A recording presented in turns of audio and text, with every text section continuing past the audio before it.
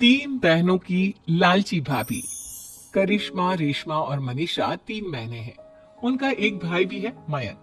मयंक अपनी बहनों को बहुत प्यार करता है, लेकिन मयंक की पत्नी सविता इस मामले में मयंक से बिल्कुल ही अलग है। वो अपनी ननदों का जितना बुरा कर सकती है उतना बुरा करती ही रहती है और अपनी ननदों पर हुक्म भी चलाती है। करिश्मा, करिश्मा, तुमने अभी तक नाश्ता नहीं बनाया? तुम्हारे भैया को ऑफिस जाने में देर हो रही है। हाँ भाभी, बस अभी बनाती हूँ। करिश्मा, तुम ये ढीलापन छोड़ दो। कल को पराये घर जाना है। वहां अगर तुम इस तरह से काम करोगी तो लोग क्या कहेंगे कि माँ ने और भाभी ने कुछ सिखाया नहीं। और तुम्हारी दोनों बहनें कहाँ हैं? अब रेशमा मार्केट गई है और मनीषा सो रही है। क्या? सुबह के 8 बज रहे हैं और ये महारानी अभी भी सो रही है? ये कहते हुए सविता अपनी सास दुर्गा देवी के पास जाती है। माँ जी, देख रही हो अपनी बेटियों के तौर तरीके? क्या हुआ बहू, सुबह सुबह क्या कर दिया मेरी बेटियों ने? अरे एक तो अभी अभी उठकर किचन में गई है, दूसरी सुबह सुबह बाहर चली गई और तीसरी अभी तक सो रही है। क्या करूं मैं इन तीनों का? मैं तो परेशान हो गई हूँ।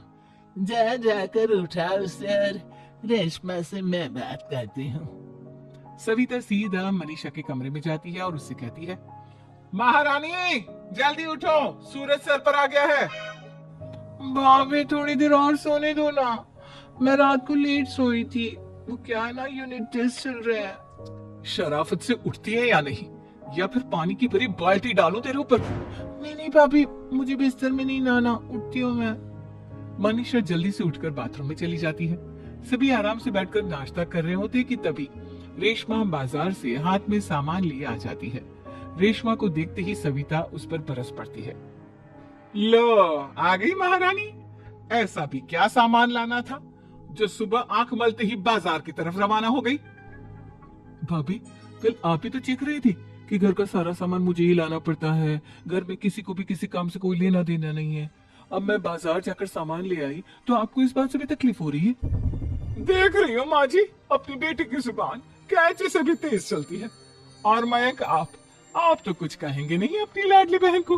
रेशमा, अपनी भाभी से ऐसे बात नहीं करते। चलो माफी मांगो। भैया, मैं क्यों माफी मांगू? आप भाभी से बोलिए ना कि हम पर कम हुक्म चलाया करे। हम इस घर की बेटियां हैं और आपकी पत्नी की ननद है, नौकरानी नहीं। लो कर लो बात। इनकी भलाई के लिए कुछ भी बोलो तो इन्हें बुरा लग जाता है। इस घर में यही इज्जत है मेरी। देख लो माँ जी, आपकी बेटी किस लहजे में मुझसे बात कर रही है। सविता वहां से चली जाती है। मयंक को बहुत गुस्सा आता है, वो भी वहां से चला जाता है। फिर करिश्मा रेशमा को समझाती है, रेशमा, तुम्हें भाभी से माफी मांग लेनी चाहिए थी ना। लेकिन दीदी, मैंने कुछ किया ही नहीं, तो मैं माफी क्यों मांगू?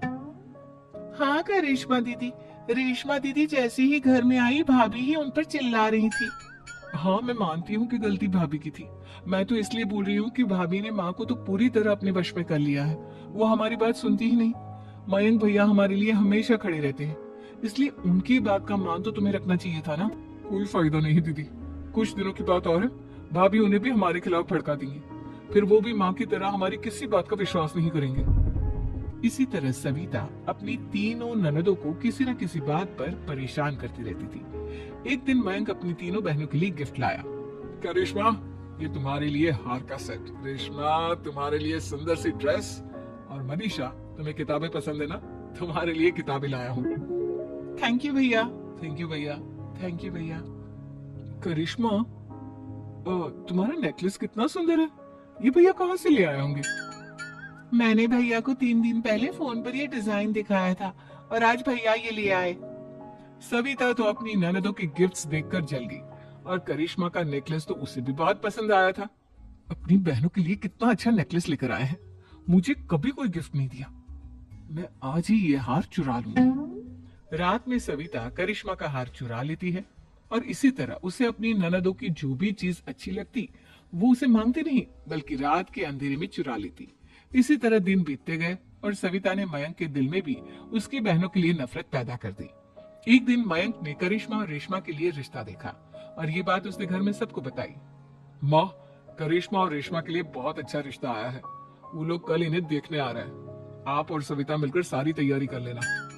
ये सुनकर करिश्मा और रेशमा खुश हो जाती है, लेकिन सविता सोचती है, अगर इन दोनों बहनों की शादी हो गई तो घर और बाहर का काम कौन करेगा? मनीषा तो एक नंबर की कामचोर है, उससे तो किसी बात की उम्मीद लगाना ही बेकार है।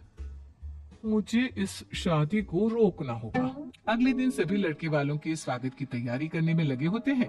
तभी मयंक अपनी बहनों से आकर कहता है, तैयार हो गई तुम दोनों?